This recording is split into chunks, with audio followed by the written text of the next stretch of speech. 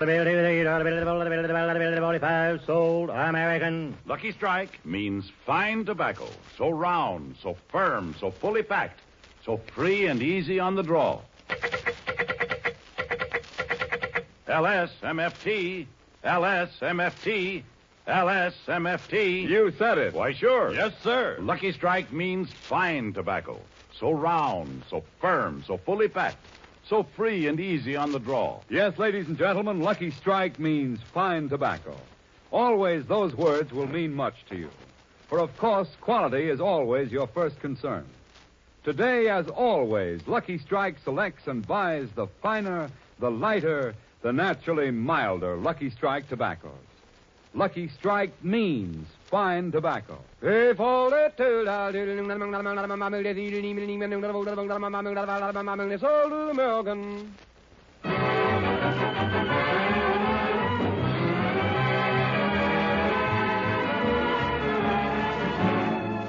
Lucky Strike program starring Jack Benny with Mary Livingston, Phil Harris, Rochester, Larry Stevens, and yours truly, Don Wilson.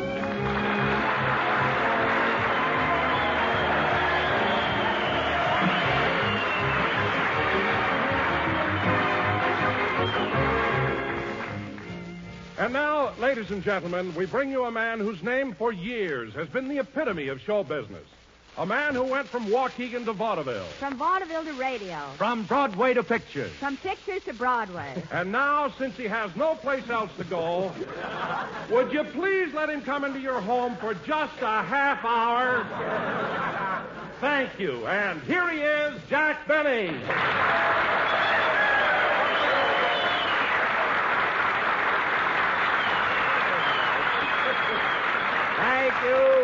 Thank you. Hello again. This is Jack Benny talking. And, kid, you're absolutely right. I have been in show business a long time. Why, when I was playing the Palace Theater in New York, Nelson Eddy didn't even have the recipe for shortening bread. In fact, when I first started in show business, Charlie McCarthy was taking his physical to get into Sequoia. Well, I was in front of an audience... Hey, wait a minute, Jackson. Don't overdo it. If you want to know something, I was in show business before you was. What? I was in front of an audience when I was 2 days old. 2 days old? Phil, that's ridiculous. Certainly. What could you do when you were 2 days old? I don't know, but people kept paying admission to see me. Oh, Phil. Stop making up such nonsense, Phil. I ain't making nothing up. I was an incubator. You were what? Oh, I mean I was an incubator baby. Yes, sir, that was me. 2.5 pounds of solid personality. Oh, sure. Say, Phil, I've often wondered about those incubators. Must have been nice and warm in a glass case with a little gas light burning underneath. Nah, first I was hot, then I was cold, then I was hot, then I was cold. Well, I'm a sucker for asking this, but why were you hot and cold and hot and cold? His father kept blowing out the flame, and his mother kept lighting it.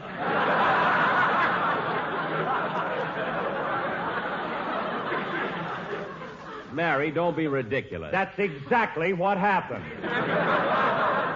Phil, you admit that your father kept blowing out the flame and your mother kept lighting it? Yes, and it was a lucky thing I could reach up to that little glass door. Why? Who do you think kept handing my mother the matches? Now, wait a minute, Phil. You were 2 days old in an incubator. Where in the world did you get the matches? The day I was born. What? When the doctor grabbed me by the feet and held me up, I stole them out of his vest pocket. Oh. And he must have seen me do it because he gave me an awful whack. Oh, for heaven's sake. Phil, you were just born. How can you remember what happened then? I wrote it in my diary. Well, that's the payoff. Phil, you can't even write now. How could you write when you were 2 days old? Maybe he dictated it. Yeah. That's exactly what happened. Mary, did you ever hear such silly talk? Phil was just born and already he was dictating. I'll bet 8 to 5 he had the stenographer on his lap. Eh, Phil? That's exactly what happened. Phil, you don't have to invent a fantastic story just to make it sound like you've been in show business longer than I have. Maybe he was, Jack. No, that's impossible. I was in show business before anybody. Why, I was on the stage before Monty Woolley had a beard. Before Monty Woolley had a beard? Yes. Why, when I was a big hit at the Palace, Wooly was still standing in front of a mirror, rubbing his chin and singing, come out, wherever you are.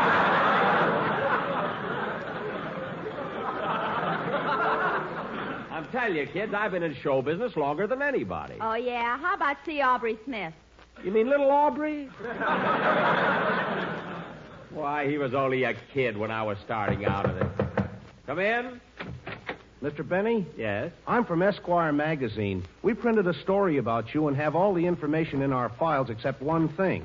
What would you like to know? Your age, please. 36. But, well, okay.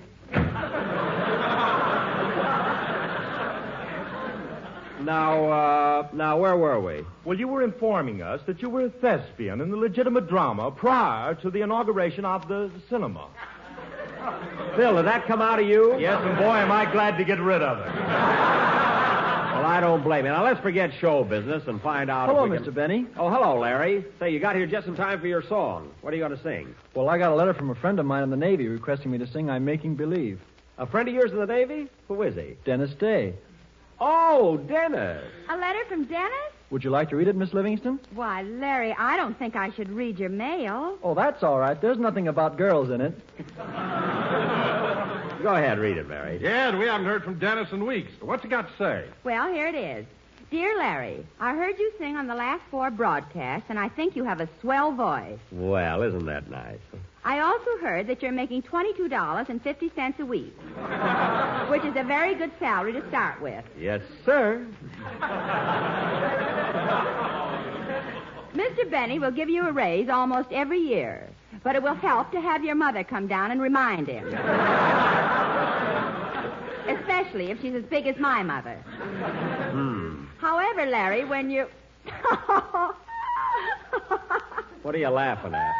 When you reach $35 a week, there's no use reminding Mr. Benny anymore because nobody's mother can help you then.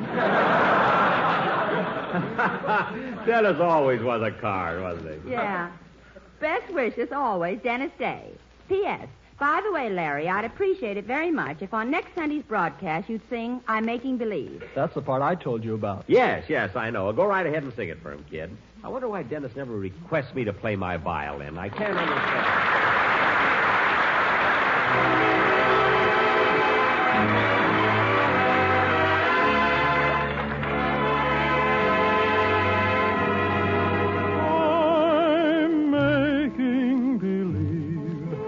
You're in my arms, though I know you're so far away. Making believe I'm talking to you. Wish you could hear what I say. And here in the gloom of my dancing as we used to do. Making believe is just another way of dreaming, so till my dreams come true. I'll whisper good night, turn off the light and kiss my pillow, making believe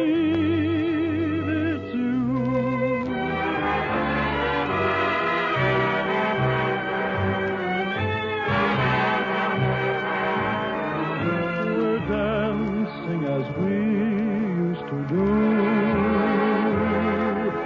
Making believe is just another way of dreaming, so till my dreams come true. I'll whisper good night, turn out the light and kiss my pillow, making believe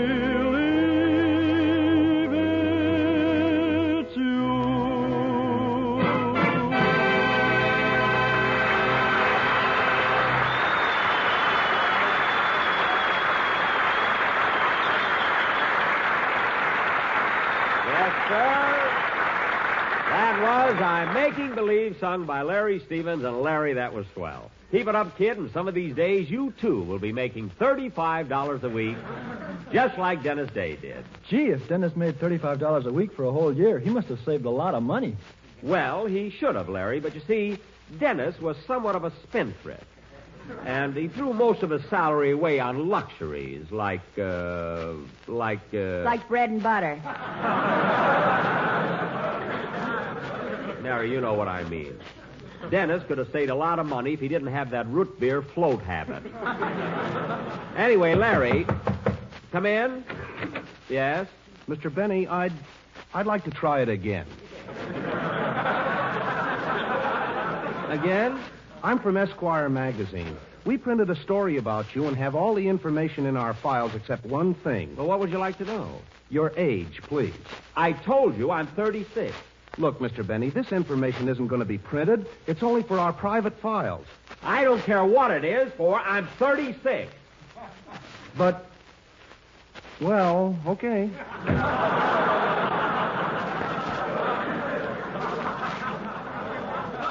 What a persistent guy. I mean, why doesn't he believe that I'm 36? Maybe he was at breakfast at Sardi's the day you won the orchid. No, if he'd have been there, I'd have seen him. Now, as I was saying, Larry. Yes, Mr. Benny? Larry, as the years go by, you'll have your ups and downs. Sometimes it'll be easy, other times it'll be hard. But no matter what happens, just remember those immortal words of John Paul Jones. Don't give up the ship. And now, ladies and gentlemen... Jack, I'm not even going to argue with you today.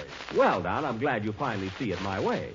And now, ladies and gentlemen... I don't see it your way at all. It was Captain James Lawrence who said, don't give up the ship, but I just don't want to argue about it. Well, neither do I, but it was John Paul Jones. For your information, Don, Captain James Lawrence said, go west, young man, go west. So there. What are you talking about? It was Horace Greeley who said that. Horace Greeley? Yes, Phil. How could he say it? Horace Greeley's a statue in Westlake Park. Well, I'm better off if you're on Don's side. Now, Larry, you forget everything that was said and listen to me. Yes, Mr. Benny. As I told you before, and even though you may have your ups and downs, always remember those immortal words of John Paul Jones. Don't go west in the ship. I mean, don't give up the west. I mean, the ship. Don't give up the ship. Which was said by Captain James Lawrence. Now, Don Wilson, if you say that once more, there's going to be trouble. It was Captain James Lawrence. Well, you asked for it. Hold my coat, Mary. What are you going to do? I'm going to put it on. I'm going home.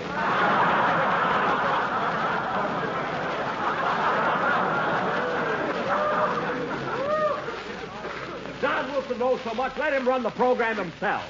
Goodbye. Jack, come back. I'm going home, and that settles it.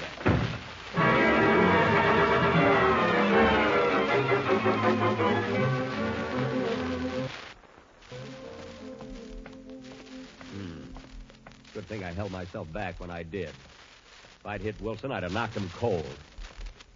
What if he does outweigh me? I can handle myself in a fight. They don't call me Old Blood and Guts Benny for nothing, you know. I know when I'm right, and when I'm right, I fight. Say, that sounds like a good motto. I know when I'm right, and when I'm right, I fight. Gee, I wonder if that'll ever become as famous as Don't Give Up the Ship. It could, you know. Imagine years from now, people might be saying, remember those immortal words of Jack Benny. I know when I'm right. And when I'm right, I fight.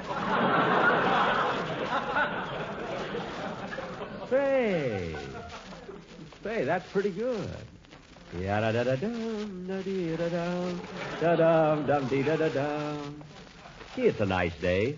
But Sunday is always nice. People are all dressed up and coming home from... Hello, Reverend. Hello, Mr. Benny. Yep, Sunday's the nicest day in the week. So calm and peaceful and... Good afternoon, Father. Oh, pardon me. Hello, Bing.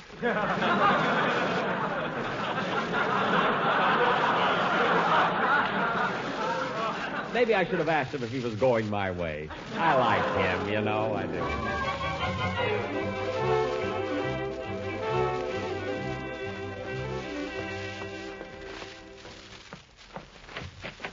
Hello, Rochester. Oh, hello, boss. Say, you're home early. I know. I left before the program was over. Well, I always thought as long as there was one person left in the audience, you'd stay right on out there. That's silly. Whatever gave you that idea? Remember in St. Louis when that man in the front row was swatting flies and you thought he was applauding? Well, what about it? If they hadn't dragged you off the stage, you'd have starved to death. What are you talking about? I was going off anyway, even if they hadn't started the picture. But, boss, I can't get over you leaving in the middle of your program. Isn't that taking an awful chance? What do you mean, chance? Well, if LSMFT finds out you were AWOL, you'll be glad you saved all those boxes of JELLO.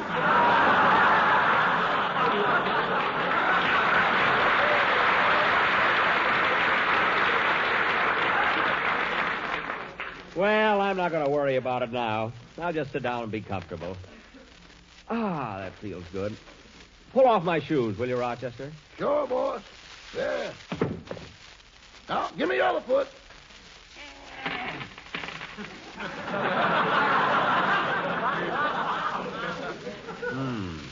Wiggle your toes, boss. There's a dime missing.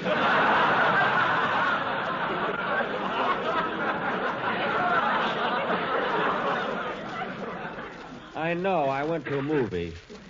Now, I wish you'd go out and fix me something, will you? I feel like I need something to pep me up. Okay, I know just the thing. I'll fix you a super zombie. A super zombie? What's it made of? I can't tell you the recipe. It's a military secret. A military secret? Yeah, that's the stuff they use in flamethrowers. Oh, well, I don't want anything like that. Let's fix me some tea and toast. That's Yes, all. sir. I'll answer the door. Yada-da-da-dum-da-dee-da-dum-ba-bum-bum-dee-da-da-dum. Yes? I'm from Esquire magazine. We printed a story about I know. Listen. Well, look, Mr. Benny, now that you're in the privacy of your own home and away from those microphones, tell me, just how old are you? I told you I'm 36. Look, Mr. Benny, I've got a job to do, and I've got to go back to my editor with the facts. The facts. Well, I'm trying When to... I show him this, you'll never believe me. I'll be the laughing stock of the office. I don't care about myself, but I've got a wife and 2 children. Now, look, Bud, I'm trying to tell you the truth. You can kick me, beat me, but tell me the truth. Look at me. Look at my wife and kids. Tell me the truth. That's all I want, the truth. The truth, Mr. Benny. How old are you?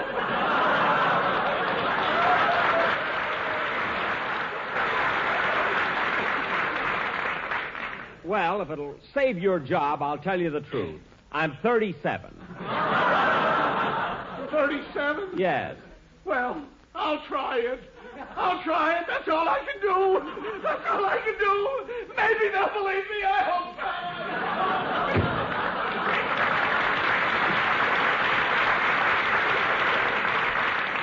so. What an emotional young man, isn't he? Oh, boss, I've got your tea and toast in here. I'm coming, Rochester. And turn on the radio. I might as well have a little music while I'm eating. Do you want me to do a fan dance? No, just the music will be enough. Turn it on, will you, Rochester?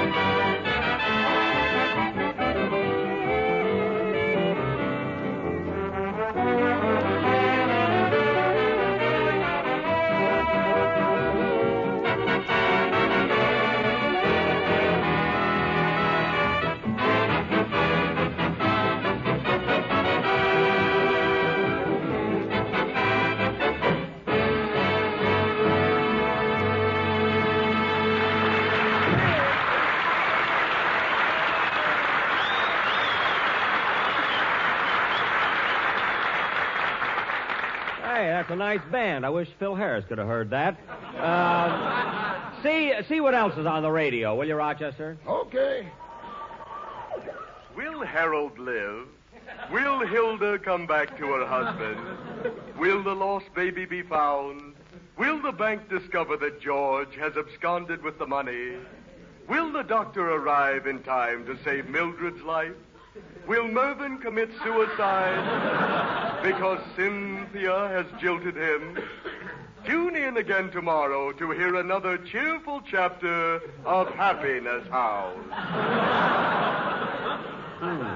I didn't know that Cynthia jilted Mervyn. You missed yesterday's cheerful chapter, boss. Oh, yes, darn it. Give me something else, Rochester. Okay.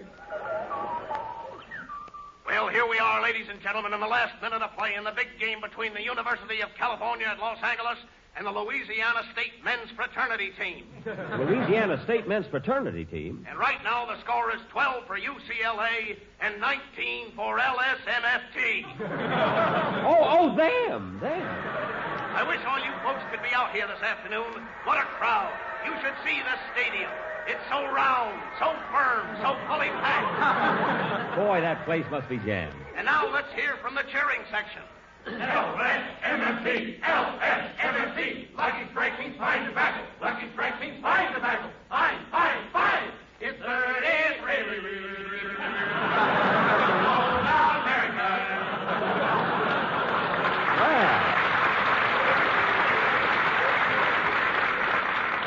They must be playing in Goldsboro, North Carolina.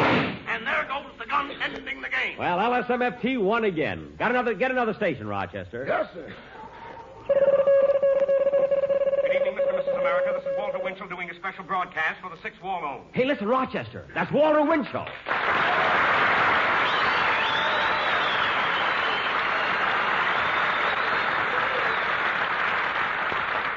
Yes, ladies and gentlemen, this is the 6th time we are having a war bond drive, but the war is an expensive proposition.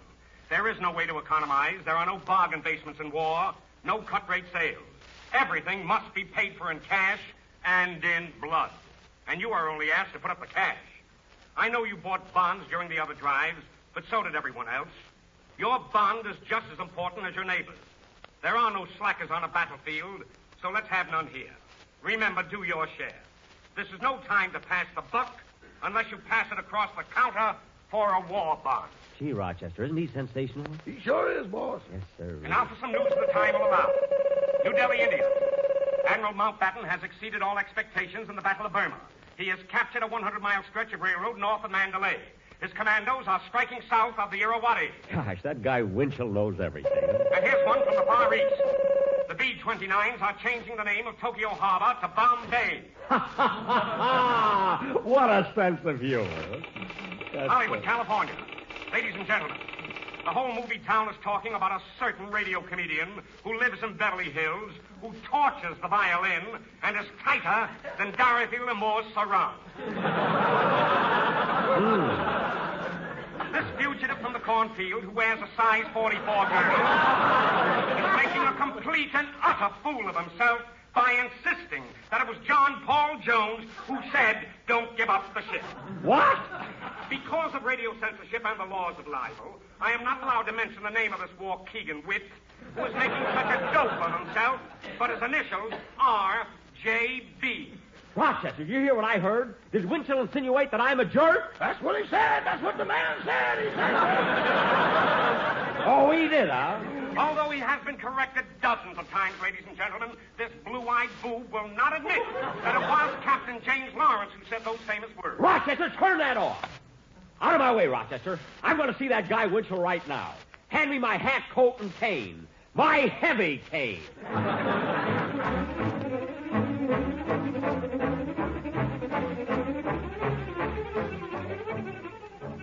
Well, Rose, that finishes my special bond program. Yes, Mr. Winchell, and you still have about an hour and a half before your regular Juergens broadcast. Yeah, look, I'm going over the script again. You run out and get yourself a cup of coffee. Where is he? Where is that? Oh, there you are, Winchell. Why, Jack. Jack Benny. It's good to see you. Don't give me that good-to-see-you stuff. What is all that you said about me and John Paul Jones and don't give up the ship? Now, wait a minute, Jack. Just a minute. All I said was that a certain Waukegan wit, who is stingy, tortures the violin, and wears a size 44 girdle, is making a jerk out of himself in the initials of J.B. Well? What makes you think I was talking about you?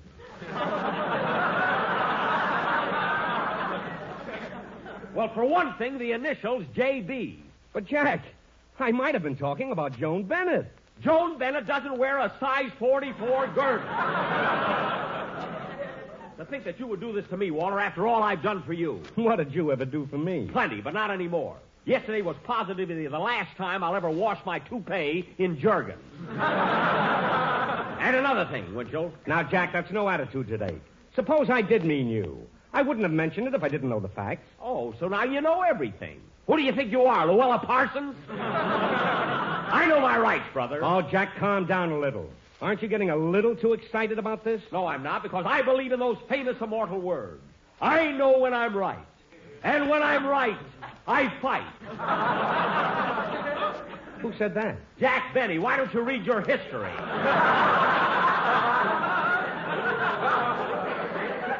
That's who said it. All right, Benny, I try to be patient with you, but now I can get tough, too. Just who do you think you are trying to change history by saying John Paul Jones said don't give up the ship? When any schoolboy knows it was Captain James Lawrence. Oh, yeah? Well, let me tell you something, Winchell. You're not going to... Pardon me, Jack. Certainly, Walter. Yeah? Winchell speaking. What? Your wife had a baby this morning? But how could she? You promised me it wouldn't happen until next week's program. Oh, never mind. It's too late to apologize now. Now, getting back to you, Benny, everybody on your program knows that you're wrong about John Paul Jones. But because you're the boss, you bully them and shove them around and make them take orders from you. Well, you can't do that to me. Oh, yeah? Well, let me tell you something, Winchell. You're not going to... Pardon me, Jack. Certainly, Walter. Yeah, Winchell speaking. Yes. Yes. But, Elliot, I told you can't keep a secret all week long. Oh, all right. Congratulations. Now, getting back to you, Benny. Why don't you admit it like a good sport instead of acting like an arrogant boob? It's guys like you with big mouths and little brains who think they know it all. Oh, yeah? Well, let me tell you something, Winchell. You're not going to stand there and... Wait a minute. How come that telephone never interrupts you? Now, listen, Winchell, if it was anything but the famous saying in Navy history, I might admit you're right. But I know Navy history. I was a sailor in the last war. Well, so was I. I was a sailor in the last war, too, and let me ask you something. Do you know anything about Captain James Lawrence? Well, That's what I thought. Now, shut up, and let me tell you something about him. James Lawrence was born in Burlington, New Jersey on October the 1st, 1781. He entered the Navy at the age of 17 and rose to the rank of lieutenant 4 years later. He fought on the Enterprise in 1804 during our war with Tripoli. We had a war with Tripoli? Stephen Decatur selected Lawrence as his first lieutenant. He commanded such ships as the Argus, the Vixen, and the Wasp. In 1813, commanding the Hornet, he distinguished himself by capturing the enemy ship, the Peacock. I know, but the Peacock... As a result, but John he was Paul commissioned Jones captain was in there and someplace, received a gold medal from Congress. On June the 1st, I know, but what about Paul, John Paul Jones? Lawrence, commanding the Chesapeake, sailed to meet the enemy ship, the Shannon, about 30 miles away from Boston. Well, John Paul Jones was in Boston, The enemy crew was better trained, but that didn't stop the courageous and the confident Captain Lawrence. Well, John Paul Jones, you know, was courageous. Just as good as Captain Lawrence. The Chesapeake lay helpless, with Captain Lawrence... What was Lawrence doing? As his men carried him below, he beseeched them to keep on fighting by saying... Don't give up the ship. Well, all right. Later, the same war cry was used by Captain Terry I don't care in the what Battle Captain of Lake Terry Erie. said But it was Captain James Lawrence who said it first. I know, but I don't care. I don't care. My good friend, F.E. Boone. Sold American. Independent tobacco experts, auctioneers, buyers, and warehousemen present at the auctions now open in the South can see Lucky Strike consistently select and buy the finer, the lighter, the naturally milder Lucky Strike tobacco. And this fine Lucky Strike tobacco means real, deep-down smoking enjoyment for you. So smoke that smoke of fine tobacco, Lucky Strike. The famous tobacco auctioneers heard on tonight's program are Mr. F.E. Boone of Lexington, Kentucky. At 44, down to 44 sold. And American. L.A. Speed Riggs of Goldsboro, North Carolina. Hey, 43, darling, sold to the This American. is Basil Rysdale speaking for the makers of Lucky Strike. LSMFT, LSMFT, LSMFT. Yes, Lucky This Strike is the means National fine tobacco. Broadcasting Company. KFI, Los Angeles.